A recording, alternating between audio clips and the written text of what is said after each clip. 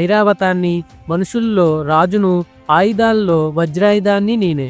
పాడి ఆవుల్లో కామధేనువును, పుట్టించేవారిలో మన్మధుణ్ణి, పాములలో వాసుకుని, నాగులలో ఆదిశేషుణ్ణి నేనే. జలదేవతల్లో వరుణుణ్ణి, పితృదేవతల్లో ఆర్యముడిని, పాలించేవారిలో యమధర్మరాజును, రాక్షసుల్లో ప్రహ్లాదుణ్ణి, లెక్కించేవారిలో కాలాన్ని, జంతువుల్లో సింహాన్ని, పక్షుల్లో గరుకుమంతుణ్ణి, పవిత్రం చేసే వాటిలో గాలిని, ఆయుధాలు పట్టుకునే వారిలో శ్రీరాముణ్ణి, మత్స్యజాతుల్లో ముసల్ని, నదుల్లో గంగానదిని నేనే. సృష్టికి మొదలు మధ్య అంతాలు నేనే. విద్యల్లో ఆత్మజ్ఞానాన్ని, చర్చలలో వాదన్ను, అక్షరాలలో ఆకారాన్ని, సమాసాలలో ద్వంద్వ సమాసాన్ని నేనే. నాశనం లేని కాలాన్ని, అన్ని వైపులా ముఖాలున్న విరాట్ పురుషుణ్ణి, ధరించేవాడిని, పోషించేవాడిని నేనే.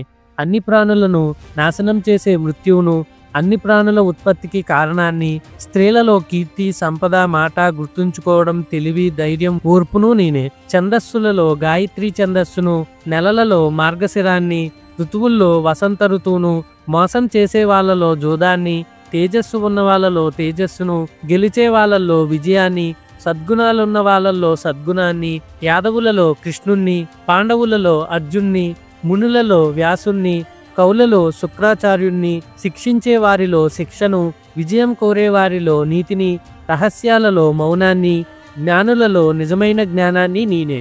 అన్ని ప్రాణుల ఉత్పత్తికి కారణమైన మూలాన్ని నేనే. ఈ చరాచర ప్రపంచంలో నేను లేని వస్తువు లేదు.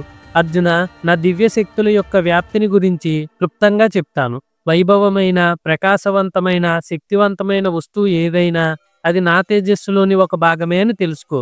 అర్జున, ఇంతకంటే వివరంగా తెలుసుకొని ప్రయోజనమేమిటి? ఈ మొత్తం ప్రపంచాన్ని నేను కేవలం ఒక అంశంతోనే ధరించి ఉన్నాను. ఈ విధంగా శ్రీమద్ భగవద్గీతలోని 10వ అధ్యాయమైన విభూతి యోగం ముగిసింది. కంటెంట్ నచ్చినట్టయితే లైక్, షేర్ అండ్ కామెంట్ చేయండి.